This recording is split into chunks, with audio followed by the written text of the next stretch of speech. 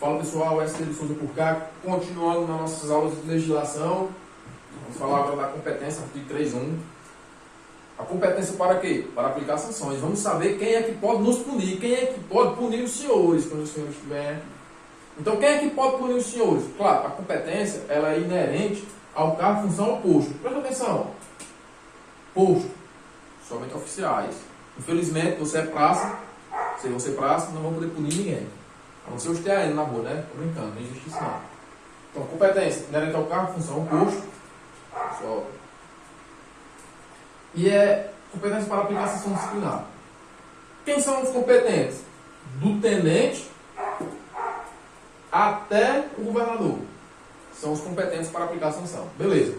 O governador, o secretário de Segurança Pública, os comandantes gerais da Polícia e do Bombeiro e o controlador geral de disciplina, eles são competentes a aplicar a quem? A todos os militares sujeitos ao Código Disciplinar.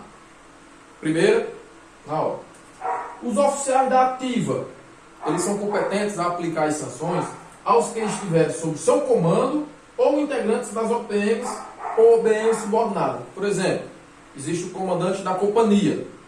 Ele é responsável, ele é competente para aplicar a sanção a todos os integrantes da companhia que ele comanda e das OPM subordinadas, do destacamento. Digamos, ele tem competência para aplicar a sanção na outra companhia? Aos militares da outra companhia? Não tem competência. O comandante da primeira companhia, ele não tem competência para aplicar a sanção aos militares da segunda companhia. Aí vamos subindo, comando do batalhão. O comandante do batalhão, ele é competente para aplicar a sanção a todos os militares que estiverem sob o seu comando e aos integrantes das OPM e OBM subordinadas. Como assim? Ele integra a todos os militares que estão sob o comando direto dele e como ele está no batalhão, ele é competente para aplicar a sanção a todos os militares integrantes das companhias que faz parte do batalhão dele. Imagina que o batalhão dele tem 4 companhias. Então, o comandante do batalhão, ele é competente para aplicar a sanção em todos os militares ocupantes das 4 companhias do batalhão dele. Subcomandantes da PMCE e BMCE. Os subcomandantes, a quem eles têm competência? A todos os militares sob seu comando e das unidades subordinadas. E as praças inativas, ou seja, acrescenta aqui as praças inativas. Os competentes para aplicar a sanção de proibição de uso do uniforme e arma de fogo são os subcomandantes gerais, tanto da PM quanto do Corpo de Bombeiro. Aqui é a competência. Agora vamos ver os limites de competência. Que tipo de sanções eles podem aplicar? O governador, ele pode aplicar todas as sanções. Todas. A quem? A todos os militares sujeitos ao Código. O controlador, ele pode aplicar todas as sanções. A quem? A todos os militares sujeitos ao Código, exceto a demissão de oficiais. Por que a demissão de oficiais? Porque a demissão de oficiais dá-se por tribunal competente. O subcomandante da polícia ou do bombeiro e o subchefe da casa militar, eles são competentes para aplicar sanções de advertência, repreensão, permanência, custódia, proibição do uso do uniforme e arma de fogo, ou seja, inativos. Permanência e custódia na sua totalidade, advertência e repreensão.